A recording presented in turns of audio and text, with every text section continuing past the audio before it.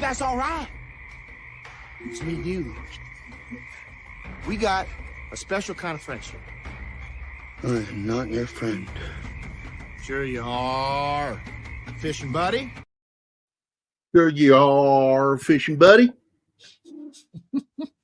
I love that movie, dude. I really do. I love Vince Vaughn, period. Yes. Yeah, Who it's on doesn't? here. Wait. Who doesn't love him? Come on. And here's the thing. You love him, but the guy is so good that when I see that scene, I fucking despise him, and I would have unloaded that gun on him. Right? Yeah. Well, just so you understand, in that movie, he is a psychopathic killer, but he really does have a bond with this character that he frames for murder, but then while he's in jail, kills somebody else, so they have to let him go. Yeah, and it's somebody that he likes, and he's really angry, but at the same time, he can't kill him. Okay, it's like okay. So say no more because I'm watching it today. All right. I think I like that Ridley Scott didn't want to direct it. I'm glad that he just produced it and let somebody else that can handle that kind of film, that kind of black comedy. And it is my favorite Joaquin Phoenix film, because I'm not that big a fan of Joaquin Phoenix, but he does some roles. Like, I like the movie Her a lot. Yeah. I thought that was an outstanding film with him. It's when he's like, he did that Buffaloes or whatever that movie was, Army movie. I didn't like that movie. I would say about half of what he does I don't like. And it's not his fault. It's just simply the movie shit to me. And just not going to like it. But he was in this other film I really liked. I Was Never Really Here. Yeah. And that is a powerful movie. Is that the one where he's like a hitman or something like that? He's not quite, but kinda. Okay. He's a fixer or something. Fixer, an enforcer, and he ends up, getting hired. He's kind of a detective too. Yeah. And he suffers from severe PTSD, to where he is S-sidal. And he has kind of an ongoing fantasy of it. And it's even all the way to the very end. And you think, oh my God, he did it. And he's in a cafe at a table and he does, you're like, oh my God, he did it. And he didn't. And it was all in his mind, because by the end of the film, he's been trying to find purpose, and he found purpose by the end of the film. And I like that. Like I said, it's a tough film. It's got some great violence in it. Like Hammer Time. Yeah. Oh, that's a lot. Hammer Time. 1, 2, Hammer Time. Damn. Yeah, now you're making me want to play that video. No, don't you dare. Why? What's the matter with MC Hammer? What's the matter with the MC? I'm trying. Oh God, Martin, I'm trying so hard. Oh Lord. Catch it, Martin. He kicks me out because I love MC Hammer? No. Really? Yeah, Martin did. He's a poor. He's out for their opinions. A good person. Scenes. And thank you again for the scenes. StreamYard. Yeah. That's what we're calling it now. Gary changing scenes. Okay. All right. Yeah. I know the secret agenda, Martin. I know. I have no secrets. Oh, that's that you know about. Did you take it out, Martin? You took it away. No, didn't you? No. Because it's not in here. No. If you delete that video, I'm going to delete the beaver. Because if I have to suffer that fugly thing, you can live with that clip. That's right. Oh, thank you for reminding me, Anima. Yes. Today's episode me. brought to you by Backdoor Beaver, made with real beaver anal gland butter. It's so delicious. You can order it directly through our website. Yikes. Thank I wouldn't God mind that thing making was sold out when you found it. Imagine selling the refill packs for the beaver. My disappointment is immeasurable, and my day is ruined. That guy, he actually does reviews of all the fast food joints and stuff. Yep. Yep. And then, of course, I don't want to forget this video. What you just said is one of the most insanely idiotic things I have ever heard. At no point in your rambling, incoherent response were you even close to anything that could be considered a rational thought. Everyone in this room is now dumber for having listened to it.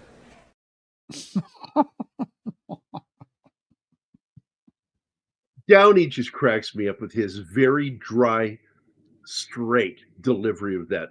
It's like, what movie is that? The Stupids. It was a John Landis film with Tom Arnold and his moronic family. They're like really fucking moronic. And he sings the song, I'm My Own Grandpa. Oh no. In fact, it's not long after that little diatribe by Downey. I see Gambit is he's marking the fucking chat with his sent. It's all over. I mean, look at that. Unbelievable. And so Gambit is here. Of course, our buddy Snorty is here. How Snorty? You know what that means now. Oh, yes, of course. Here we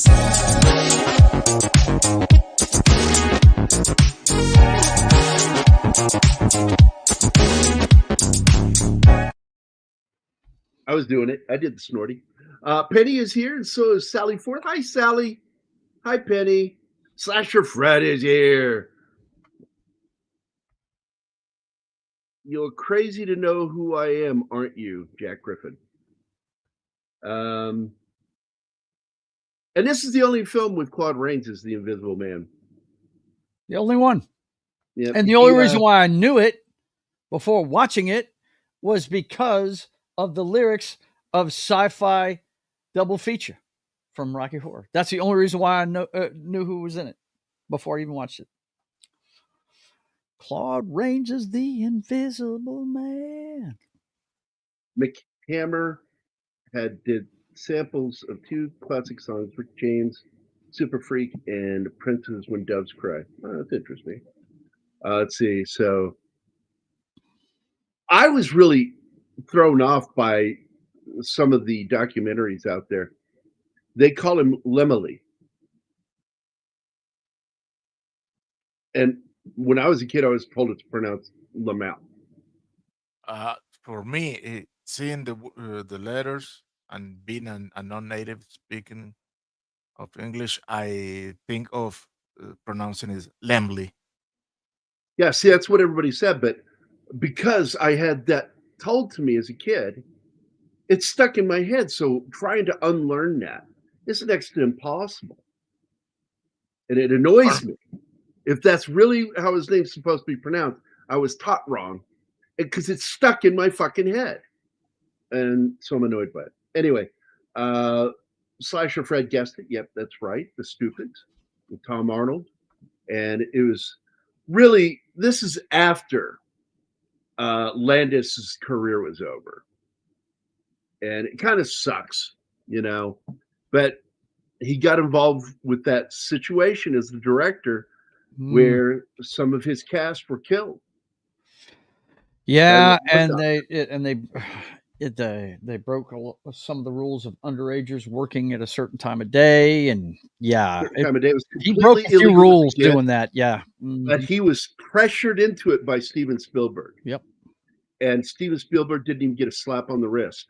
Nope, he took the bullet, and his career took the bullet for it too. Involuntary manslaughter is what he was charged with, and then he was let off because they said, look, it wasn't your actions, it was your decisions.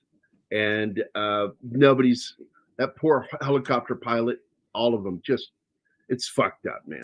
Just to put it in context, guys, if you don't know what he's talking about, there's a scene in the Twilight Zone film and the section of it with Vic Morrow, He's a bigot, and they cut out part of the Vietnam part because was it 2 kids he was carrying out of the war zone, something like that? All Yeah. 3 of them. Yeah, he Yeah. had 2 of them he was trying to rescue in the And- movie. And the as he's helicopter running out in crashed. the water, Yep. there was a sudden updraft of heat from the explosion. And it caused the helicopter to tilt, lost control, went into the water, and the blades hit them and cut off the top part of their body about here. Mhm. I've seen the footage, and I don't recommend watching it.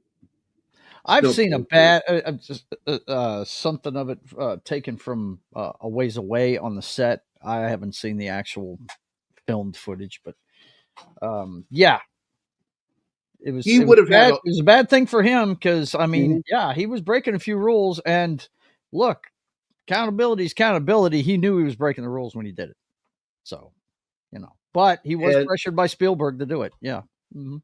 a lot of people don't know this, is that Jennifer Jason Leigh was Vic Morrow's daughter. And she was awarded so much money from the studio for their death. But I looked at the amount, and I'm like, no, it should have been much higher for what they did. Yeah. So, but yeah, it's funny, I'm telling you, it was rough back in the 80s, and I couldn't believe they released the movie, to be honest with you. Well, they just cut that Because out. They changed the ending of the spot. They Yeah. changed the ending, and Mhm. I don't think it works. It No, it didn't work doesn't. very well. It just sort of just ends abruptly with him in the train, like he's going to the camps. It they make it look like he's going to die in a gas chamber, but you don't know. Yeah. You know. No, because what was really going to happen was he kept hopping through time, and he ends up going to Vietnam and realizes his personal shortcomings and rescues those children, and by thus doing that, gets to return to his life. It's kind of like a variant of Bill Murray's movie. Yeah. Being stuck in the same day over and over again. And Yeah, Groundhog Day. Sort of Yeah. like that, where at the end, after he discovers really what's wrong with the him. classic tale Scrooge is pretty much the same thing. This guy's Yeah, been a shitheel his whole life, and now all of a sudden he has an epiphany and changes his ways. Yeah. He's shown what he is. Mhm. And when somebody has to look at their life and see it for what it really is, it usually has that kind of impact on them.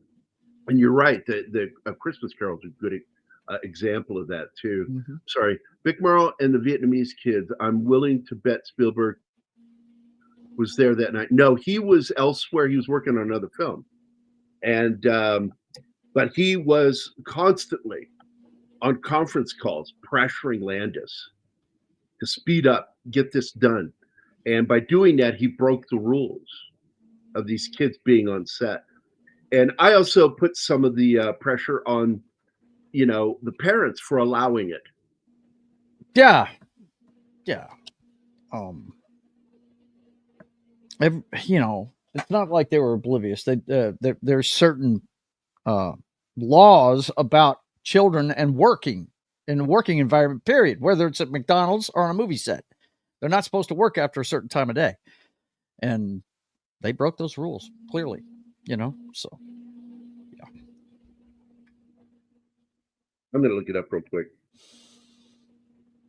I say quick. It's a long sentence I wrote out, so it's not really that quick. He wasn't on the set at the time. He was working because it was 82, and I'm trying to remember what he was working on at the same time. He was directing something else.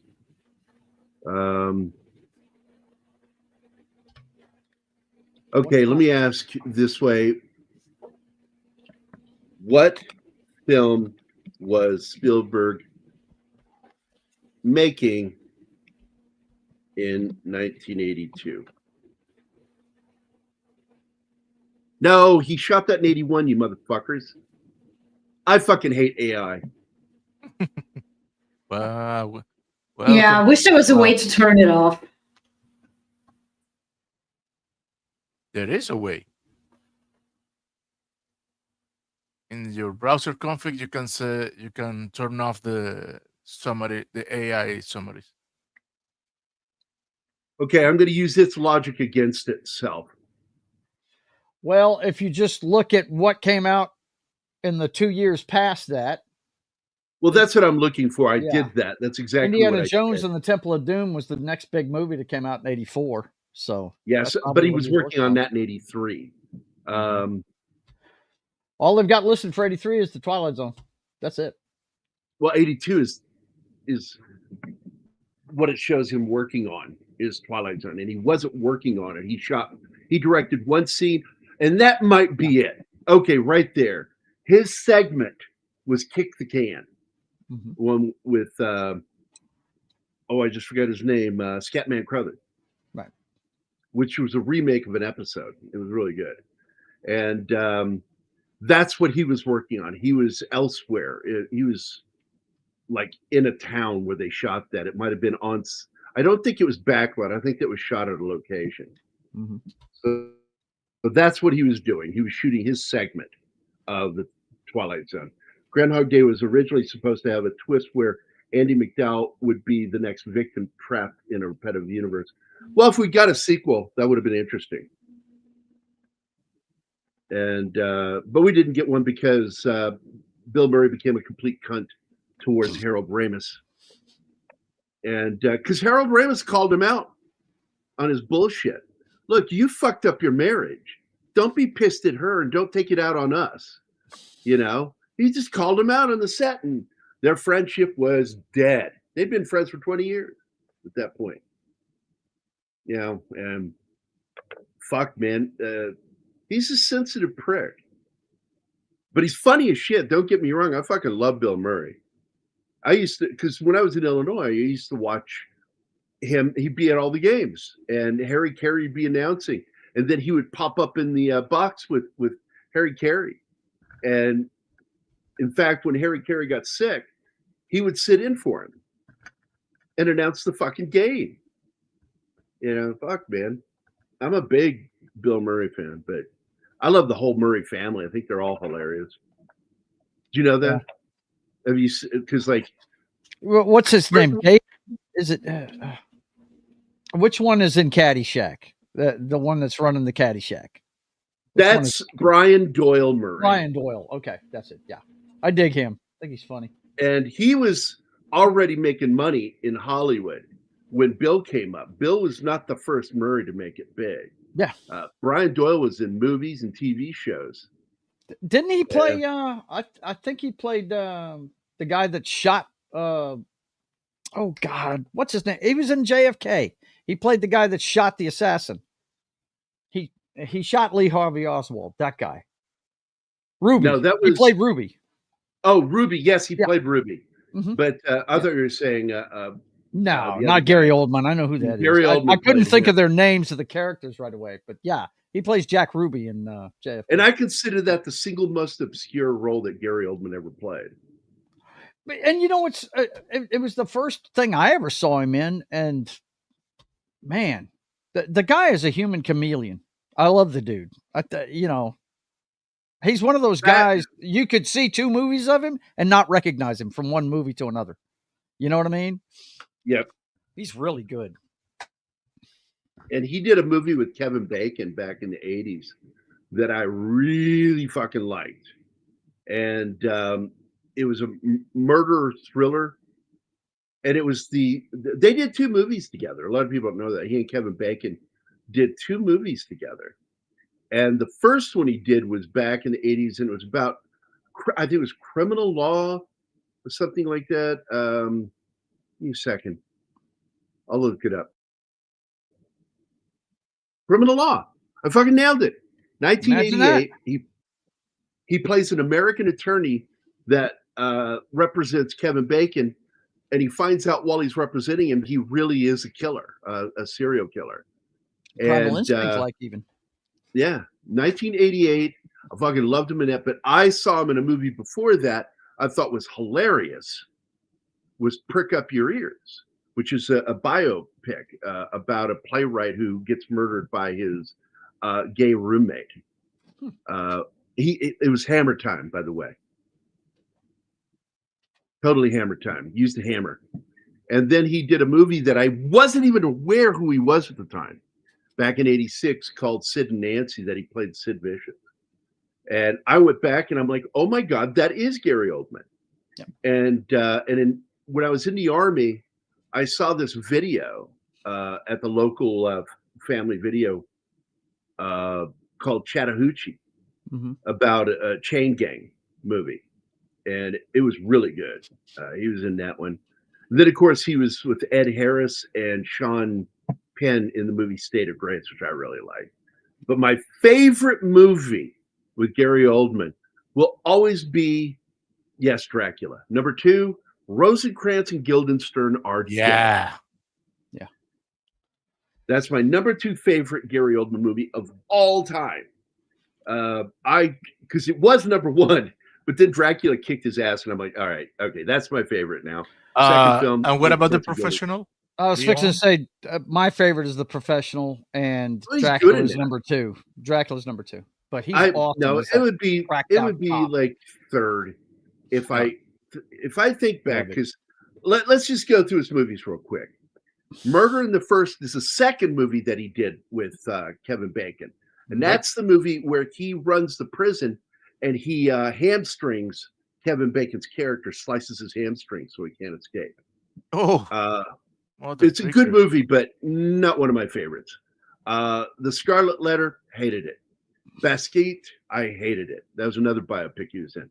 Fifth Element, I am not a fan of that movie. I'm not either. Thank God. Somebody else thinks the way I do. I'll be the black sheep because I love it. Oh, whatever. It was for me. It was a silly movie. Air Force One, great fucking movie. Lost in Space. He's on. I forgot about that one.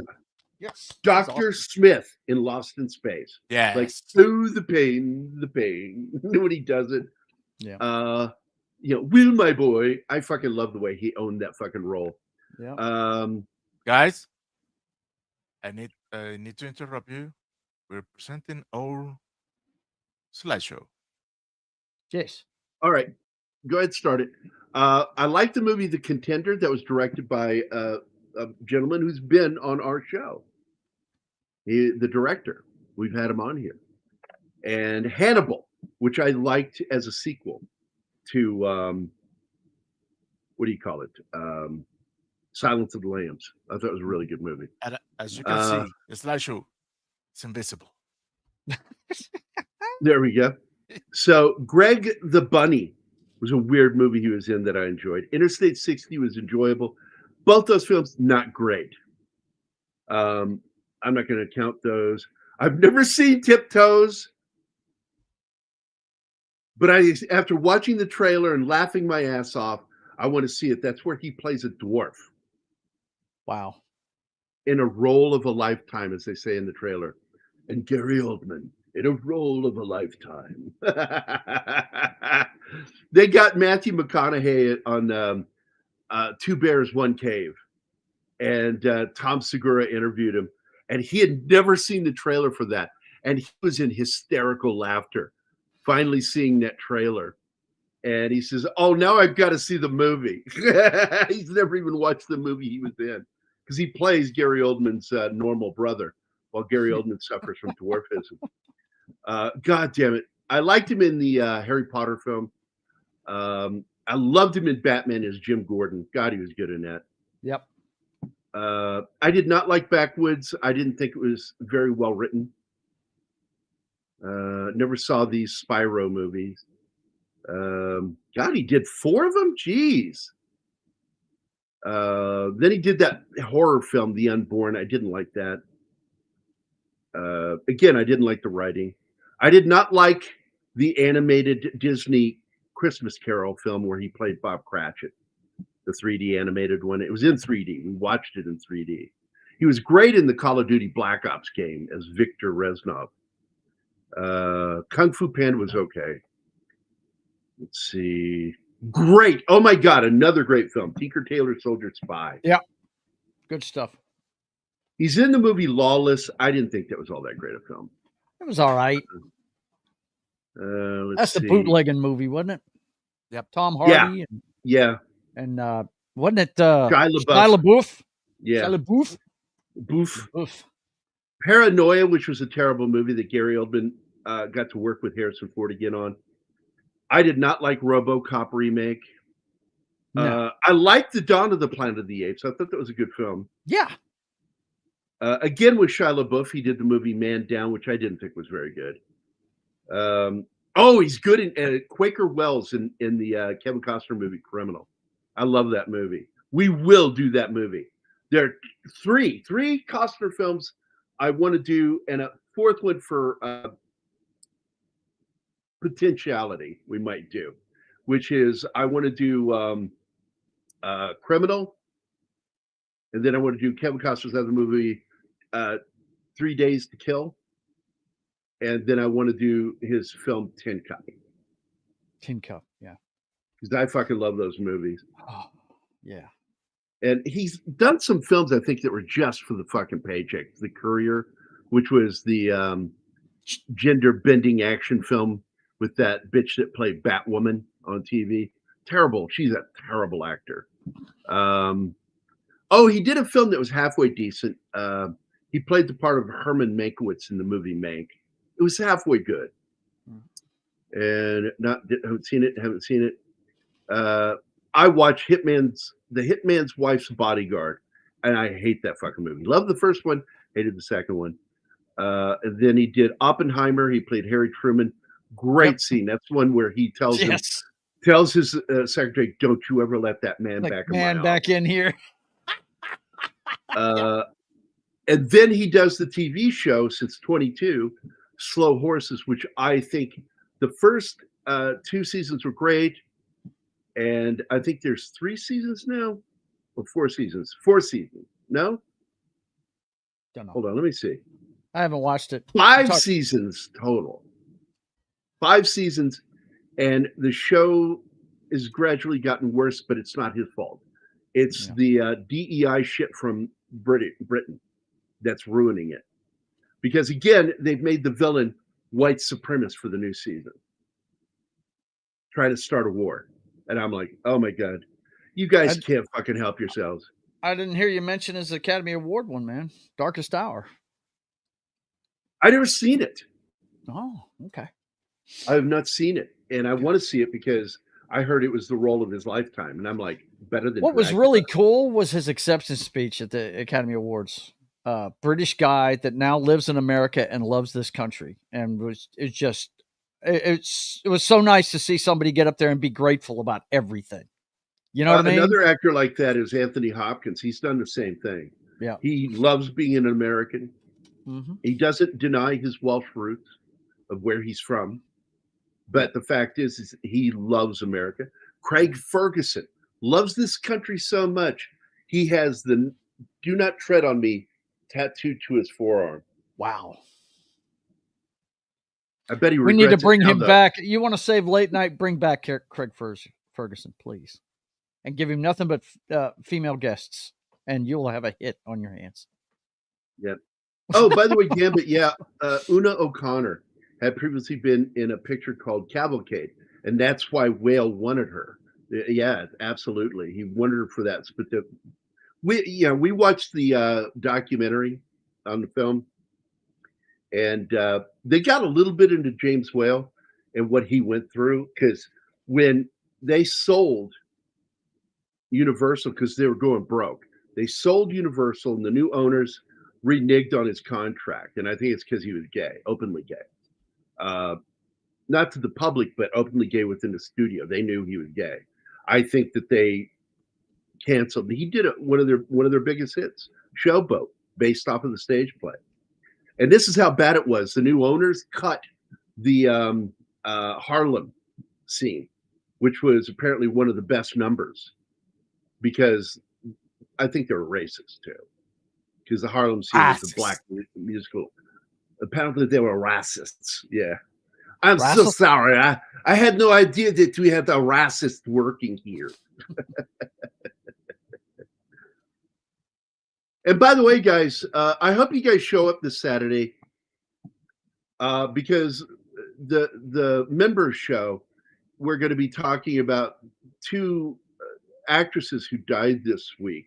And the first one, of course, being June Lockhart, who I can't imagine being a boy in the 60s not having a huge crush on her, because I sure did. She was the ultimate mom. And then, of course, Faulty Towers star Prunella Scales died too, age 93. So we lost both actors. Yeah, she was on Faulty Towers, wasn't she? Yeah, I said Faulty Towers star. Oh, I'm sorry. Yeah, that was my lead-in. Pay attention, dude. Whatever you're doing over there, stop it. I'm sorry. I was working on. No, stop looking at porn while we're doing a show. I have got a show at 5:30. I'm doing some things. Stop it. It's not porn. Those are references, images. Right? Reference images only. I can't help it that all of them are naked and have tits. And for some reason, touching themselves down below. By the way, there's one actress, man, he loved working with her so much. She is just a human caricature of a British woman with the screaming, the howling, the complaining, the high-pitched voice, like right out of Monty Python, you know. And she was so fucking funny. I laughed so hard at her when she's fucking screaming in Invisible Man. no, Every time she's so overdoing it, but it works. It's hilarious. I found it. I know that's the intention, but I found it so annoying. I would like to see. Did she ever do any serious character, or was she a comedy actor? Do you know? Oh, I'm sorry. I was reading what Sasha Pay said. attention, Right, Gary. yeah. I am. I'm paying attention to our chat. I didn't know that. So Elizabeth Moss was in that episode. I got to go back and watch it because I watched every episode. I love that show. But ask me again, Martin. I apologize. Oh, Una what? Una O'Connor. Did she ever do any serious character, or was she a comedic actress?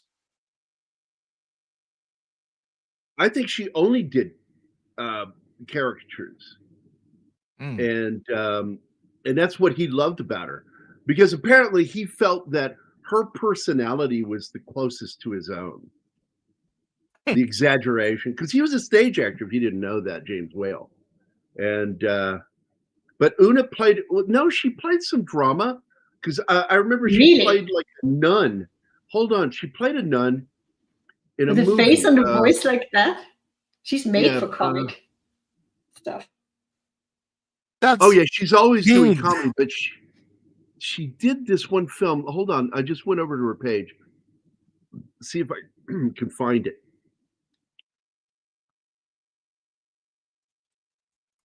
Fighting Father Dunn. It is a comedy, but she does kind of play it straight at times in that film, which was really good. There's a few films, because I read this to you before. She was in The Return of Monte Cristo, and I like that film. Oh, and she's in another film that is a drama, The Bells of St. Mary's, and again, she plays I think she's one of the teachers at the Boys Town. So, by the way, I'm owning a video for Tim, so like we're pressed at any time, dude. Yeah, we're pressed from time, so I'm gonna go with the short one. There's some pictures of civilian casualties. Fuck you, Tim. Ouch. Yeah, I've been pretty much talking to Tim all day today, off and on. And we have Awesome One.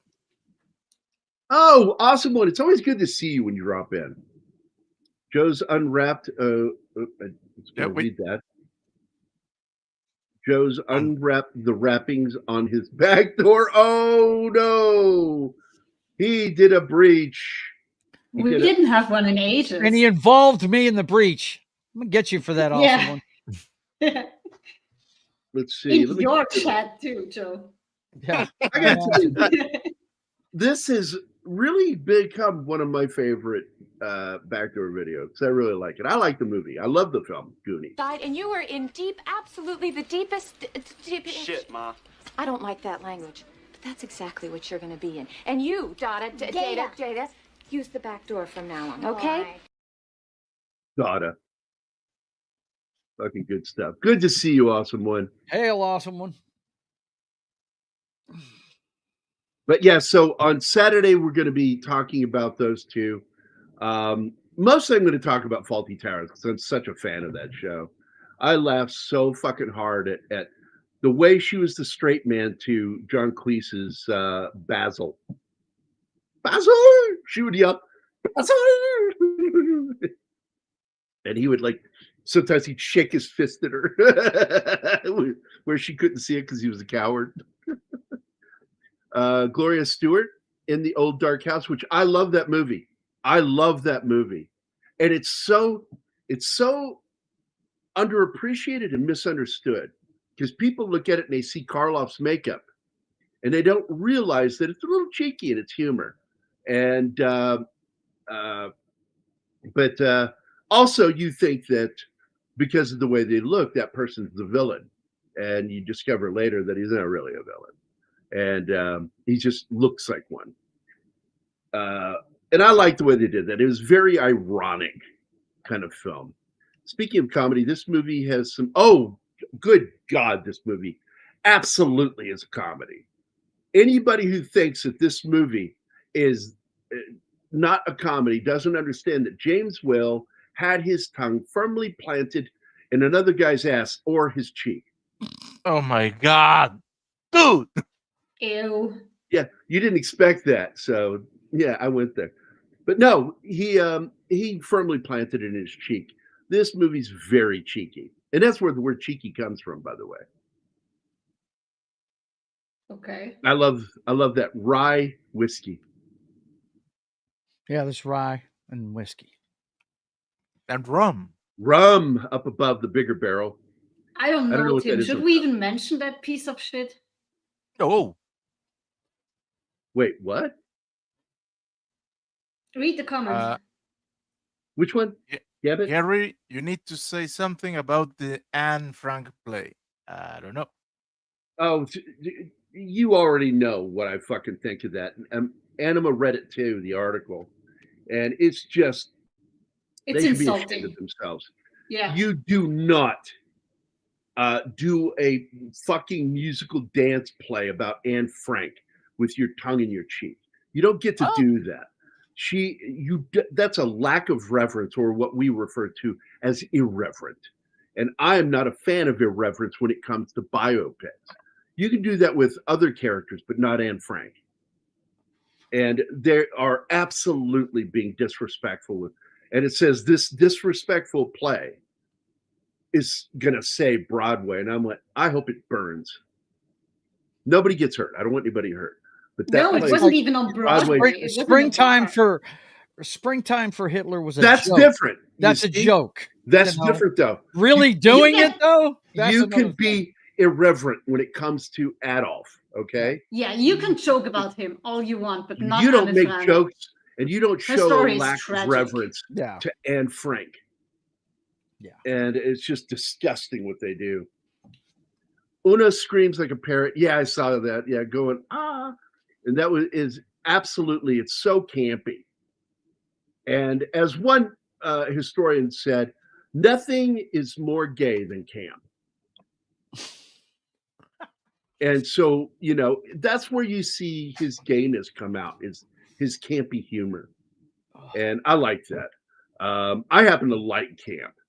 Now, I don't think that's true with Batman, because I don't think anybody directly involved with the making of that series in '66 was of that persuasion. But that TV show is absolutely campy as hell. Yep. These movies came up before there was any CGI. And what they used at this time, it's still the same process slasher. It's called matting. They use the matting process.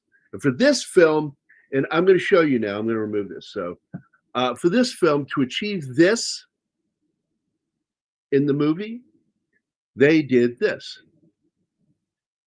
He wore black, and it would look for black, and they were able to remove it, and creating that matting process. And it's amazing how they pulled some of this shit off. It He got was better. miserable though. That Oh, suit yeah. was so tight. He was basically blind and deaf, and he passed out multiple times because it was so hot. Yep. Especially when they had to do the plaster on his face, and they used the straw, and he's blind in one eye, 90% blind in one eye, because a lot of people don't know this. He served in World War I, and he got gassed in the trenches. Damaged his voice too. Yep. And that's where he got his distinct sound of his voice. And he trained to get rid of his Cockney accent. And it causes him to excessively roll his R's. Really? And he does it in the movie. Really? There is no, it's just anytime there's an R, he rolls a bit. And that's from that overacting training that he learned from being on stage. Because on stage, you're pretty far away from your audience. So you've got to project. Yeah. Project. Exactly. And a lot of people don't know this. It's just like with opera, you use your diaphragm. Right. To do that. So that was how they did this. And they would do full body suit, black, and he would put clothes on over top of it. So the black would disappear. But you can still, when you watch it in HD, you can actually still see hints of the black suit where there's light on it. And but his humor too, like when he's skipping along the road, like singing the little song about in the month of May, fucking hilarious shit. Takes a bicycle to drive 50 feet. It's just for no reason. Here's your bicycle, you fools. Throws the bike at him. Fucking great stuff, man. I did have a problem with one tiny scene where they say, call the police. And that's not what somebody at that period of time would say in Britain. Anybody? Constable, right? That's right. They would ask, get the constable. Only people around London began calling that at the turn of the century. Anybody out in a country like this would have referred to him as a constable. Manuel is one of the funniest fucking characters, and he actually knocked him out once. He thought he had the prop frying pan, and he had the real thing, and he clocked Manuel on the head and knocked him unconscious, and he had to get stitched. Oh, that was one of the episodes that we watched. Yeah, fucking clocked him. John Cleese, man, I love that show. We need to go back to that. Yeah. Also, well, we have to before this Saturday. The Invisible Man is also a serial killer because there's a scene where he causes a train wreck. And he does kill. Like, to become a serial killer, you have to kill more than two people. Yeah. No, he's not a serial killer because he's not following a pattern. He is a mass murderer. And I think you're right there. I think technically he's not a serial killer. He's what would be referred to back then as either a spree killer or a psychopathic killer. Well, a drug turns him into a monster. It takes away his sanity. Like when he brings up his fiance, he actually really how could I forget her? When she comes, when she shows up, he realizes that he has forgotten about her. That's one of the few moments where he's clear and not crazy. So this is something they mastered later without using the puppet head. They would film the puppet head here, the back of it, because it's hollow, okay, based off of the shape of his face. And so they created this mannequin head that's actually acrylic covered gauze, so it holds its shape. I think they used, I'm not sure if they used acrylic or some sort of clear plastic at the time to make this head. And that way you could see the back of it. But when they cut from this to the other people and then back, it's now the black matting process, so you don't see the back of the head anymore. it just cuts off because they didn't know how to do that then. Later, they had some amazing tricks. By the last Invisible Man, I think it's called The Revenge of the Invisible Man in the 50s, they had mastered this process so well that as he is running in transforming invisible, it almost like a glass bubble, the effect they did. And I was shocked at how well they did that in the 50s. Because they didn't have the blue screen process. They were still using the black matting process. And eventually blue screen came next at the end of the 50s, early 60s. Was Claude Rains annoyed when they told him he wouldn't be appearing in a lot of the Invisible Man? No, he signed that agreement, Snort. I know it's a joke, but I'm answering you seriously. No, he's not Pedro Pascal. No. Appear. He was troubled. He had problems with it, and he was afraid of playing this role because he's like, how am I going to act when they can't even see me? But Wales says, trust me, because he was hired for one reason and one reason only. His voice. Voice. Yep. He conveyed everything verbally that was needed, even the comedy. John P. Fulton managed the so-called invisible special effects. Yep. Yeah, it wasn't so much that he was disfigured. He was blinded and it burned his vocal folds. In Abbott and now, maybe down below, I don't know what he looked like without a shirt on, but in Abbott and Costello Meet the Invisible Man, Claude Rains' portrait is hanging on the wall when Tommy Nelson is told about the drug. I didn't know that. I haven't seen that movie in years. I need to go back. I want to do all the Universal monster films, including all of the Abbott and Costello. Tim sent us this. Claude Rains in his uniform. Yeah, I've seen that one before. Yeah, he was a handsome dude, man. And I loved his acting. Yes, it was over the top. The 1930s hired a lot of stage actors. And so they were used to stage acting, which, like I said, you project. And but they got better. Claude Rains became more subdued as time went by. And I love his version of the Phantom of the Opera. Well, in The Invisible Man, he's mostly voice acting. You don't see his face only in the very last until he shot. dies. Yeah, when he dies. And of course, I try to explain. Here's and the movie was very true to H.G. Wells' book. And I want to point this out that H.G. Wells supposedly has never said anything about this film, but that's not true. He did say that he appreciated that they adhered to the story in the book. And he said he appreciated that. He's never glorified the film or anything like that, but he said, I appreciated that they adhered to it, because he was alive when this movie came out. But the reason he was hesitant to rave about films is because the previous film, which also had Bela Lugosi in it, was The Island of Dr. Moreau. But the name of the film was The Island of, I forget what they called it. I didn't like the renaming.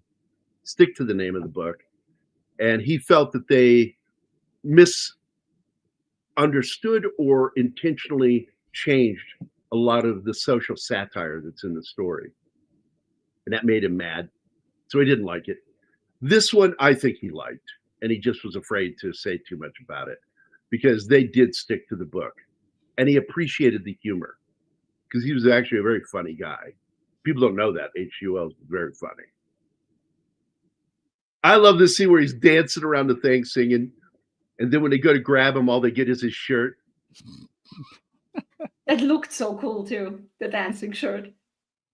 And I love the buffoonery of this constable is so funny. He's always got that look.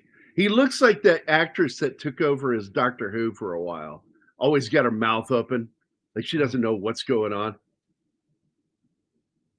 Go look at stills from the show. Her mouth is always fucking open like a carp. I was like, what the fuck, man? She was a horrible doctor. And I'm not saying it because she was a woman. I'm saying it because she was a horrible doctor. I could have tolerated if she was better. But is Andrew Sachs dead too? I can't remember. Andrew Sachs. I don't know. Let me go look it up. Apparently, he doesn't have access to Google. Only to IMDb. Because he's the actor that played Manuel, by the way, on Fawlty Towers. And in my opinion, he was one of the best parts of the show. His misunderstanding of English drove so much comedy on that show. And his broken English reminds me of Martin. Martin. I can imagine why. H.U.L.'s great grandson. Yes, he made the remake with Guy Pearce of The Time Machine. It was not good. And it made me sad because I wanted it to be good. But he changed certain things in it that I thought was dumb. Manuel died a few years ago. Yeah, I'm looking at it. He died in 2016. The best Time Machine movie is Time After Time with oh my God, yes. Yeah. Where Malcolm McDowell plays H.G. Wells. Exactly. And David I forgot his last name. David he just passed away not too long ago. Yeah, he died last year. Possibly earlier this year. He knows the name. David Warner. Never mind. David Warner. Yeah, Warner. Mary Steenburgen's in it too. Yeah. David Warner plays Jack the Ripper, H.G. Wells' friend. Yeah. He's a real person. It's a doctor, and he ended up being Jack the Ripper. In their storytelling of it, of course. And Mary Steenburgen was so gorgeous. Yeah, she was. I still think she's beautiful. Leslie Stevens. Leslie Stevenson. Right. That's who he plays. Mm-hmm. And ends up that Dr. Leslie Stevenson is Jack the Ripper, and he jumps into the machine. And so Malcolm McDowell's H.G. Wells has to get his prototype one that he had started with and has to try to catch him and figure out where he went. And he ends up in the 20th century, and he has to stop him from killing people. Hey, Popcorn, what's up, man? By the way, Popcorn, I want to let you know, I went back to a show that we did 3 years ago, and you made a comment in the comment section down below the video. I'm like, wow, you've been with us that long. I appreciate that, man. Yeah, he was the voice of Ra's al Ghul. And he was good. I miss David Warner. He was a good actor. I mean, one of my favorite roles he ever played, and I really did like his role in The Omen as the photographer. Oh, yeah. He was awesome in that movie. And people make fun of that scene now where he gets decapitated. What? Dude, that's one of the best practical effects ever invented, man. Fuck off, people who talk shit about that. You can suck a giant, big, hairy, unwashed dick. Dude, of the whole movie, that was the scene that always made me go, ooh. You kidding me? Yeah, the head rolls across the pane of glass before it breaks. It's awesome. But we knew something was going to happen to him because on the photograph, he always had a line through his neck. Yeah. And that was the thing, the omen. The omens in the movie are the photographs. The precursor to the Final Destination movies. Who is, by the way, the second Doctor from Doctor Who. Yeah. The priest. And he has a line going through right next to his neck. Yeah. It comes out down below. And that's how he dies. He's killed by a lightning rod, isn't it? Lightning rod. Yeah. That skewers him to the ground. I'm telling you, I fucking love that movie. The man that made Superman made one of the scariest movies of the 1970s. I'm telling you. Next time I'm watching that movie and the priest get impaled, I'm gonna say, stick around. Right? Stick around. Oh my God. We need a clip of that. Yeah, right. And if we ever do The Omen, which I think we should play that, like right when the cuts to show the lightning rod, and then play the voice of Arnold saying "Stick around." That'd be funny as shit. The hardest part of that is to get Anima to watch that. And everybody's forgetting about Sark, his role, one of his 2 roles in Tron. Sark, greatest roles. I love him as David Warner. Shit, yeah. He was a big bad in Tron. Yeah. Each one of them has a person, or a what do you call it, an avatar in the on the other side in the computer world. His name in the real world was Dillinger, which actually would be pronounced Dillinger. Hold on, why is it going to be hard to convince me? The Omen? The Omen? Go look it up. Yeah. It has to do with the Antichrist. Yeah. Oh. Okay. Oh, do you hear that's that? right. Oh. And it's scary. It's got some great actors. Gregory Peck, that's probably one of the last either that or was he in Boys from Brazil?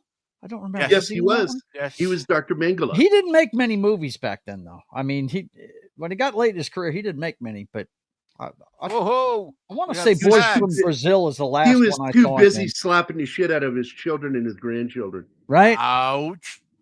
That's what I heard. I read that. Allegedly. That he was a hands-on dad. Allegedly. Not molesting or anything like that, but slapping the shit out of kids when they got out of line. He would give them a good smacking. Must have done a good job. I haven't heard anything ill about the Peck kids, so I don't know. They're always. I love it when Family Guy did a bit on it, where he's driving the car and he goes, "I swear I will turn this car right around," with that Gregory Peck voice, the way he talks. Well, f*** you, Carl. I'm not sure if I conveyed that enough. Here's Zach. Well, f*** you, Carl. Fuck you, Kyle. You're a piece of shit. Thank you, Tim. Whatever it is. According to Zach's, I have an open invitation to pop into his shows whenever, but he's yet to actually send me the links. I'm not calling you out or anything, Zach. He loves my woman. He loves my woman. She loves him. Did you pause it here for any purpose? First of all, what does porpoises have to do with this? Be nice. I don't see any porpoises. Well, we need to keep it going unless we want to go over by half an hour. Oh, by the way, I do want to point out that the character of I just forgot his name. What is his name? Herbert Hall. Herbert Hall. No. Kemp. That's it. Kemp. This character, Kemp, is in the book, he survives. But apparently H.G. Wells had no problem when he heard what James Well wanted to do. So they wrote in his murder. And I thought it was really funny the way he gets killed. Even though, oh my God, he's a piece of shit. And he kind of deserves it. You know, he's kind of earned this fucking death. Because not only is he a coward, as Griffin says, you're also a dirty, stinking rat. And so he ties him up, puts him back in the police car, and turns the car on and puts it in first and lets it roll down the hill. And he describes how he's going to die to him as he's doing it. He says, you'll have a little bit of a drive down the hill, and then you will fly off the edge, and you will fall, hitting a boulder, flipping the car, which will break your arms. Yeah, breaking your arms. He says, and then when you hit the bottom, you'll be dead. I'm like, oh my God, he said it with so much glee. And then the laughter as the car tumbles down. It's insane. He's such a monster. And they did such a great job. And this is something I love about miniatures with black and white films. If you've got a guy that knows how to light and shoot miniatures, it looked really good. The miniatures in this film are really done well. The train was the only one I didn't think looked like a real train, but the car going off that cliff looked real, and I love that. But I knew it was a miniature. Read by Nature is here. What's up, buddy? Classic Comics is here, dude. How are you? Hey, man, we're gonna do Phantom of the Paradise down the line, and I'd love it if you'd hop on the show with us on that. And it's a great film. It really is. I don't like the director. Everybody knows it. I've said it multiple times. I think he's a piece of shit communist, but I like his movies for the most part. There's one movie I don't like, which my boss worked on, which is the Sean Penn, Michael J. Fox Vietnam War film, because they had already talked about that story in Platoon. So the movie wasn't necessary. But he loves to make movies that are anti-soldier. And that's why I don't like De Palma. One of the reasons why I don't like him. The other is because he's communist. But I love the movie Phantom of the Paradise. It's a really good film. It's a classic. Absolutely. Good to see you guys. So this is some more stuff where they had to do a lot of matting in this, because some of these scenes, the way they shot them is all of the props are the same, but they covered them with black fabric and drape it over everything. So he can do the scene and they have the camera set in the same spot, and then they take all the black off.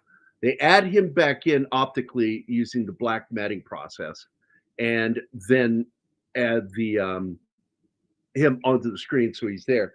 But there's one scene, and Anima loved this scene, is the mirror scene, because they had to do 4 matting shots. That was insanely complicated. Wow. Yeah. Nobody had ever done that before. This is the movie that had the single most optical shots, effects, using the matting process that had ever been done in a film. And it was for a few years the same way. And I think that they outdid it with the final Invisible Man, which came out in the 50s, which is Revenge of the Invisible Man. And the effects in that were just mind-bogglingly good. I look at that and I'm like, they would have to do CG today to get that to look right. Mm-hmm. And a lot of people don't know it, that Universal put out a little film called Memoirs of Invisible Man, which was Universal's remake with John Carpenter. And I think that if he'd been left alone by the studio, it would have been a better film. I like the film. I think they shouldn't have cast Chevy Chase, because I was about to ask if that's a Chevy Chase movie. Yeah. Carpenter fucking hated him. Yeah. He hated him, said he would never work with that guy again. He was a pain in the ass, quote unquote. Well, that's the book on him, isn't it? I mean, you know. I think Rains gives a great performance, but the film veers into camp slapstick a little too much. I don't agree with that. I mean, I agree that it does, but I don't have a problem with But that. too much? No. It's the right balance. I think it's a balance for me too. And you got to remember, the director is a very campy guy. And on top of that, H.G. Wells wrote a lot of humor into this. Social commentary, and I get kind of irritated with people that, you know, refer to him as a socialist. And I'm like, not that kind of socialist, a different kind of socialist. He was old school, 1800s socialist, which so was Charles Dickens. And what that was about personal responsibility, that if you can afford your life and to help somebody else, that is part of your responsibility as a human being. Neither of them believed that the government should intercede. They believed that it was about our Christian upbringing and helping those who can't help themselves. And in fact, that's the main premise of A Christmas Carol, what he's learning. That's what he learns. And because the movie starts with him not giving a shit about the poor. Do we not have the workhouses? Do we not have the poorhouses? Oh, thank God, because what you said made me feel that maybe they weren't operating. Because if that is what their life is, then that's where they should go. And he needed to learn to be kind and thoughtful. and give a shit about those that are lesser off than you. And that's what the old school socialism was. It's not like this new shit since 1917. It's become something else, to where it's all about the government should be doing this, and that's why we have the government, is to make sure every human being has their food. And it's like, if you leave it up to a government to do that, that's your first fuck up. Government should not be interfering in your personal life. And socialists like that are just fucking idiots. So anyway.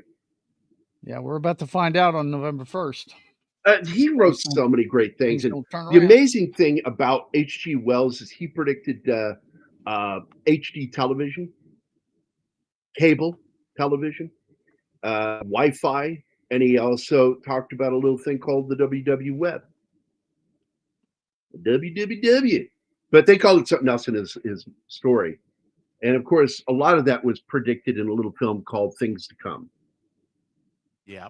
Which he was alive for. He, in fact, wrote the screenplay based off his own book.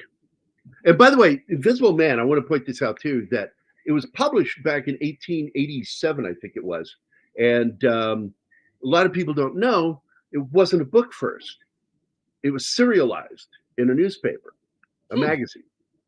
And then once it was done, it was collected and published as a book.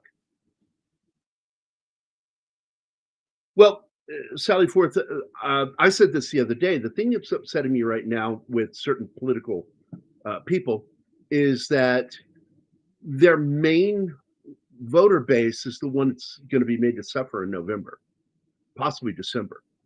They're the ones that's going to be hurt by this. And they didn't think about that. And now they're trapped.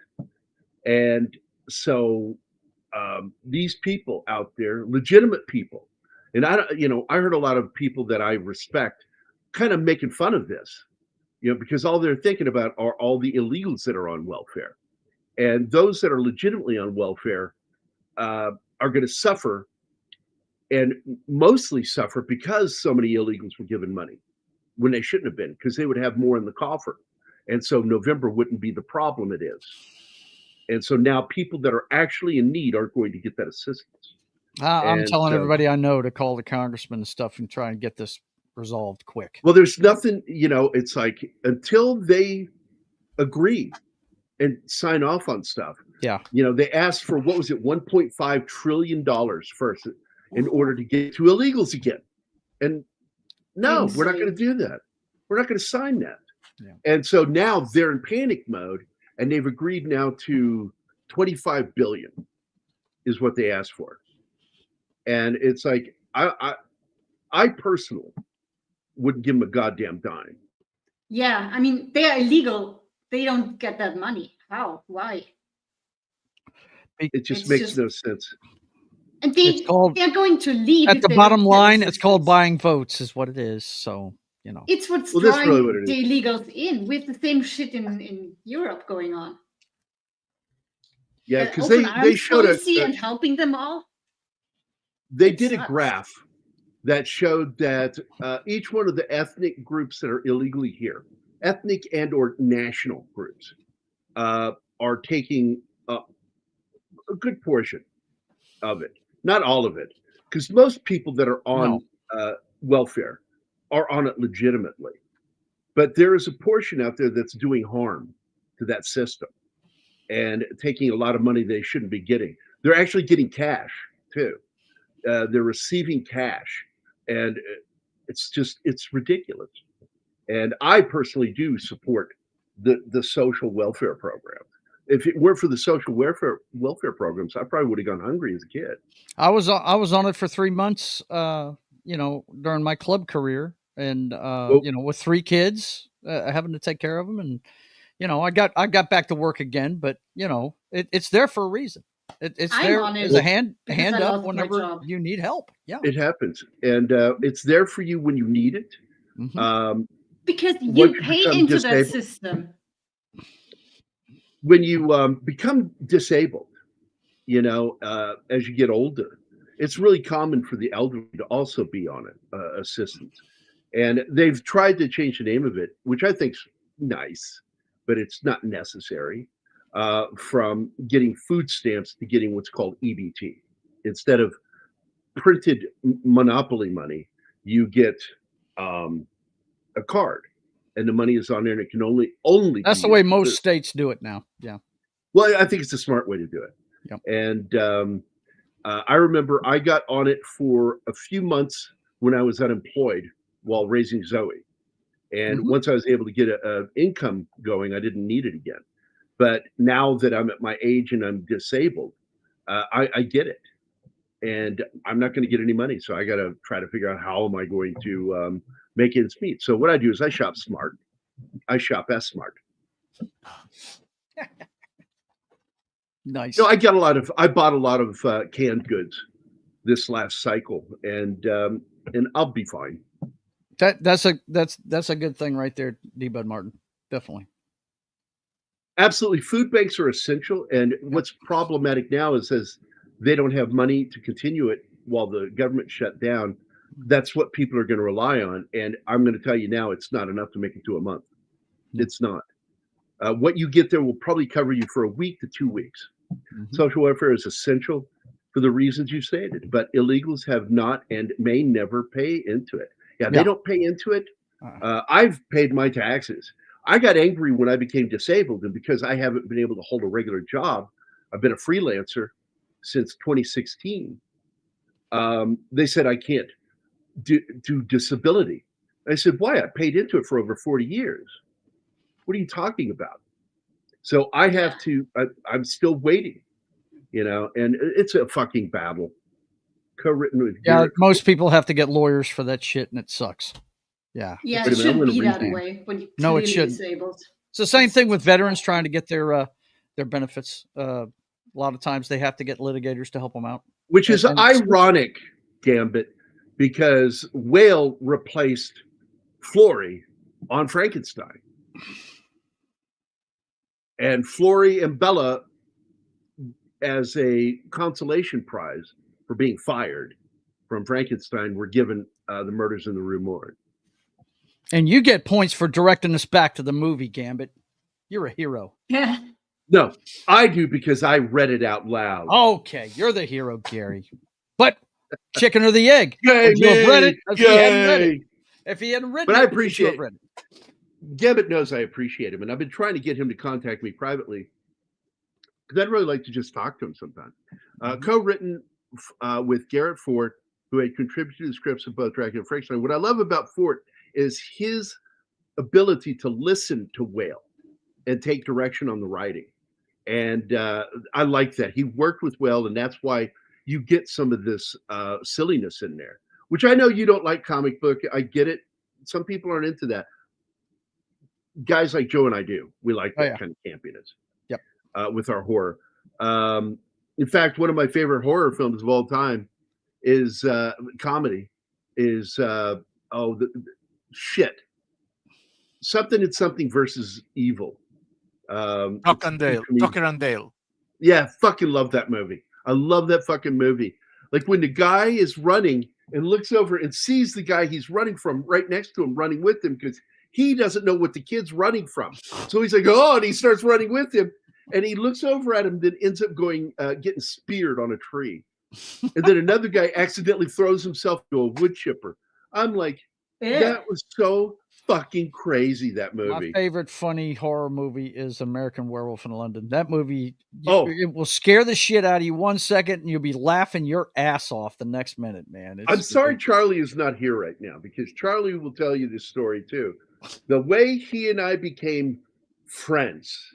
I mean, we knew each other, we hung out together, but we became friends when he left a cart on with a bunch of songs at the radio station.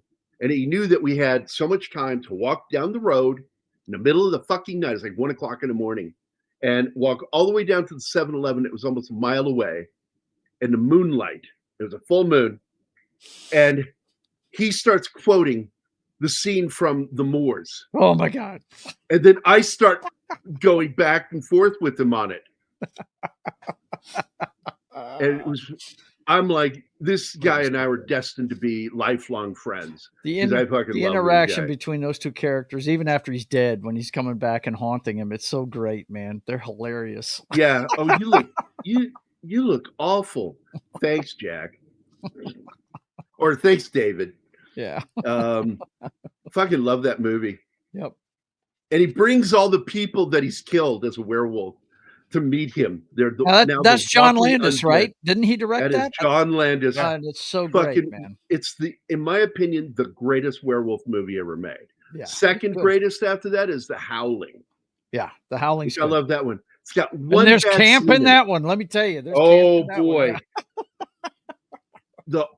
It's got one scene in it that I didn't like, which is when they become werewolves, the guy and the girl become werewolves and they're fucking next to a fire. It looked so hand animated that it brought me out of the movie. Like I was completely out of the movie.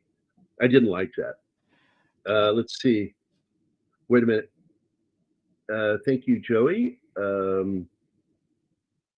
Yeah, I've tried to get into X to talk to you, Gary.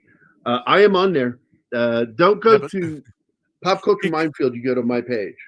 But he cannot log in because he doesn't remember. He forgot his password. Well, start a new account. Is it still connected to an email you have? It's that fucking easy. Yeah. Yeah. You request a new password to that email. Just redo your password. For a guy so smart, how can you be so retarded? He's good at copy and pasting. I'll tell you that. No, he knows a lot of this shit. Oh, does he? He actually knows a lot of this shit. That's why I want to talk to him, because he was just having a conversation one day talking about stuff. And I'm like, man, you really actually know stuff. You're not just copy and pasting. I like that. I like that when he's movie. copy and pasting is when you get these walls there's of text. A scene. Yeah, there's a scene in that movie that is a parody of The Invisible Man, played by Ed Begley Jr. And he says, I'm going to shock you with this. And he does the reveal. And he's like, huh? And he's standing there. You could totally see him. And the guy that's looking at him like, this is what is going on? And then he pulls the nose off, the fake nose. He goes, ha, you can't see me now. And then undresses, goes completely naked, and walks into the bar, the next room, and begins moving checkers and drops them all off the board. And the guy goes, oh no, we're haunted by ghosts. Because they can totally see him. It's so fucking funny. I love that movie, Splasher Fred. I do. I love that film. It's one of my favorite parody films. Kip gets rid of Kip is murdered by him. Not in the book. He lives. But in the movie, he kills him. And I think that this was because the theme and characters of this film are pretty much almost identical to Frankenstein. Mm-hmm. And I think he did a better job. I think he took the same concept of the scientist who's in love with the girl, who's engaged or in love with the main character, and both films are engaged. And then offs the guy that wants to steal her, kills him. And this is a much better version of that. And I was glad they did that, because it's not in the book. There's no fiance in the book. But he is losing his fucking mind. He is going insane. He's not going insane. He went insane. Yeah, he did. Well, he finally becomes aware of it when he brings up his fiance to him. Kemp does. And then he's like, oh, yes. How could I forget her? And you realize he's troubled by that. Like, what is going on with my brain?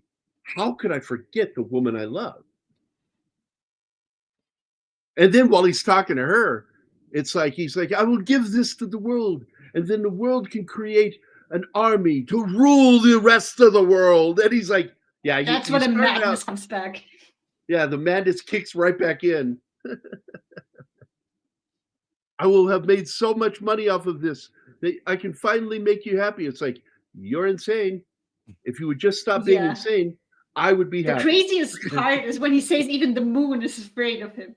I'm like, what the fuck, dude? Oh, Gambit, are you serious? You got to check that movie out. That was really the first serious, and I say serious, parody film about other movies that are just making jokes out of those movies, and I loved it. And then Airplane came out, and Airplane was a hit, whereas Amazon Women on the Moon was not. Yeah, I like the ones that is it? I want to say it's going to come out wrong. It's not George Harrison. What? Maybe that is his name. The guy with the tan. He did Love at First Bite, and he did Zorro the Gay Blade. He made parody movies of a lot of stuff. Hamilton, George Hamilton. George Hamilton, yeah. That's why I knew Harrison was going to be wrong. George Hamilton. Like that guy did not age for like 40 years. No, he looked the same. I mean, and you see him in The Godfather Part 3, he looks just like he did 20 years before. It's ridiculous. And amazingly, they could have cast him as himself in the docuseries about the making of The Godfather. Yeah, right? That they did, a year ago. Mm-hmm. I'm like, because you could just add a little CG to smooth him out. He doesn't look like a leather bag, which you would expect him to look like. Right, because the guy was tan his whole life, man. But he did movies like that. Oh, wait, maybe I'm conflating those. Which one came first? Kentucky Fried Movie. Kentucky Fried Movie came out first. I'm sorry. Let me correct myself. And Landis worked on that one too, I think. Yes, he did. Yeah. Amazon Women on the Moon, but it was also done by the Zuckers and Abrams. But Amazon Women on the Moon came out in '87. The Groove Tube is another one. Let me see what year that. Yeah, see, I don't think I've ever seen the Groove Tube. Yeah, it's like Kentucky Fried Movie and all that stuff. 1974, the Groove Tube. And there's an homage to this movie, even in the poster for the movie. That's why I went there to go look. Mm-hmm. Share screen, and I'll do that. There we go. And let me pull it up on screen. Oh, I gotta remove, now add. There we go. There he is. It's the Invisible Man, and all of the other characters are coming out of his head. I love that poster. And I do believe that was Mort Drucker that drew that. Let me check. Mort Drucker from Mad Magazine, if you don't know who that is. Made poster for Amazon Women on the Moon. Because he was my favorite Mad Magazine artist. He's the one who did the movie parodies because he could draw the caricatures of the actual actors.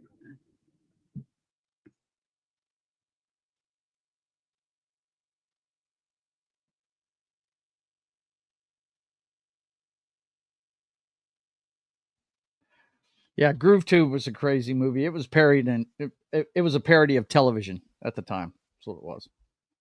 It's got a bunch of fake commercials in it and stuff. It's a lot like Kentucky Fried Movie.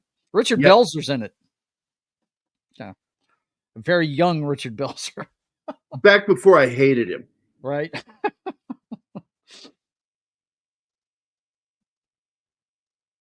I'm trying to find out who did the artwork. And it won't tell me, but I believe it was Mort Drucker. Mm-hmm. Because Drucker was known for his caricatures. Caricatures. Anybody that collected Mad Magazine knew that guy's work. He was really good. Yeah. He did all the movie send-ups, didn't he? Yeah, all the time. Yeah. He did all. My favorite one he did was Jawed. Not Jaws, Jawed. I like that one. Yeah. Yeah. I like that one. I also like the Blade Runner he did. It was called Blade Bummer. Blade Bummer. And he said he did Star Trek too, with Shatner and all that. Oh my God. Too good. Yeah, if you guys want to have a serious laugh, go check out those old Mad Magazine send-ups of movies. They're great. There was a story on the series Beyond Belief, Fact or Fiction, called The Landlady, where this heartless woman is terrorized by an invisible presence. I bet it was bullshit. This never happened. But I don't know. But I have seen the trailer for Amazon Women on the Moon. You want to see a scary movie about something, a woman getting terrorized by a presence. She doesn't know what it is. Watch that one with Barbara Hershey. Yeah, The Entity. That's a scary ass flick. Directed by a piece of shit, man. I fucking hate that guy. Sidney J. Fury. Okay. Mhm. That film and the Ipcris File, the only two movies he directed I thought were good. Yeah. Wait, no, he also did The Boys of Company C, which I like that movie. Oh yeah. That's two movies that I dig of his now. I've never seen the Ipcris. Oh, you've never seen the Ipcris File with Michael Caine? Oh, go my watch God. it. Yeah. That's a Go great watch fucking it. movie. Yeah, definitely. Definitely. He check left it out. England and he went to America, and that's when he started making movies here. He first did the Boys of Company C, and then he did The Entity, and that was the last good thing he did. After that, it was crap. Just a crappy director. But The Entity was supposed to be based loosely on a true story, I believe.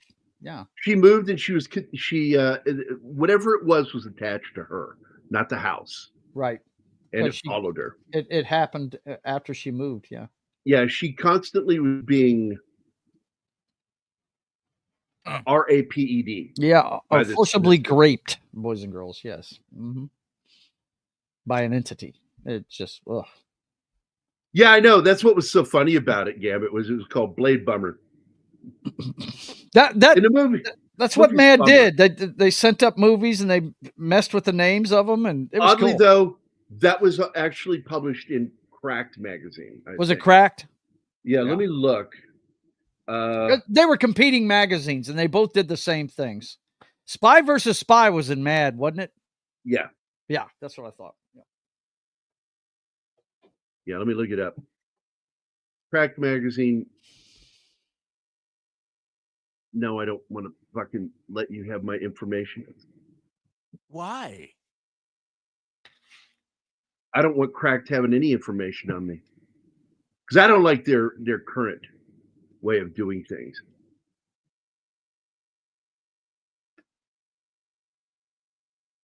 Yet it was not Cracked. It was crazy because I have the entire thing in PDF, and I also have a full PDF of the Blade Runner movie magazine that was put out in '82. But yeah, Blade Bummer was the Blade Runner parody they did in Crazy magazine. Crazy magazine was the more mentally handicapped cousin of Mad magazine. Yeah, I love the $1 Million Brain. I enjoyed all three of those, and he did reprise the role later, but I felt like they weren't as good. That later one, it was like the Bullet Train to Beijing, I think was one of the later films, and then he reprised the role again, but because they couldn't get the rights, they named the character another character, but it was clearly and obviously Harry Palmer. And by the way, Michael Caine is the one who named Harry Palmer. There is no name in the original book, Ipcris File.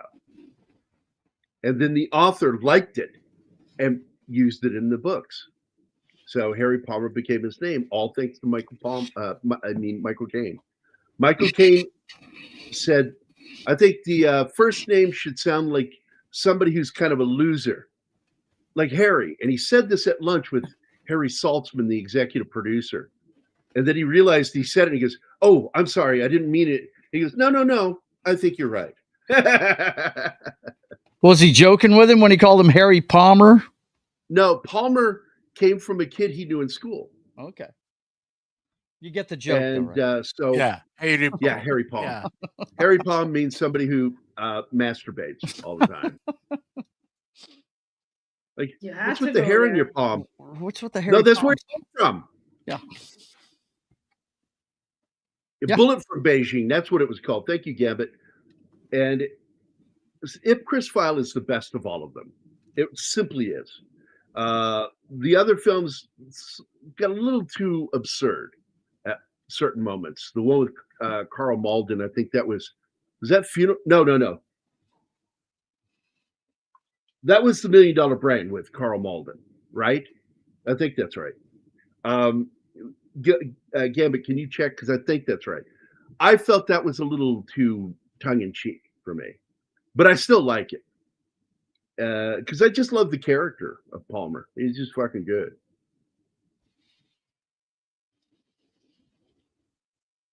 Not as good as Static Kling on Can you believe that was song? My Ding-a-Ling was a fucking song. Yeah, What? that's Chuck Berry. Chuck My Berry. ding-a-ling. That's it. Is a nursery rhyme. Holy My shit. ding-a-ling, my ding-a-ling. Ding-a-ling.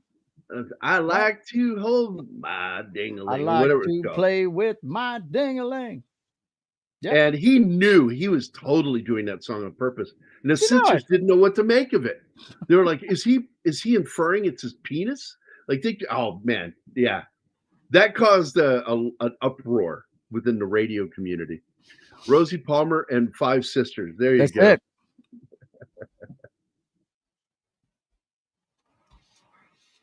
So getting back to the film, we're now heading towards the end. He opens his windows, the French doors, and that's when he realizes that Griffin is in the room with him. Well, And he Kip thanks him, is- and then you see that the chair move away. You always see something move, or a lit cigarette, or something indicating that he's there. Yep. So After you he's hear the like, voice. he tells him, I shall kill you later. In fact, I will kill you at 10 o'clock tomorrow evening. And Kip thinks he escaped him, not realizing that he's in the car with him. Oh, the terror on his face. But yeah, we have a funny scene coming up with the policeman. They link arms and try to catch him. And he goes behind them and then pulls one of the guy out of formation and pulls his trousers off of him. Pulls his That was trousers so off. funny. That was funny as shit.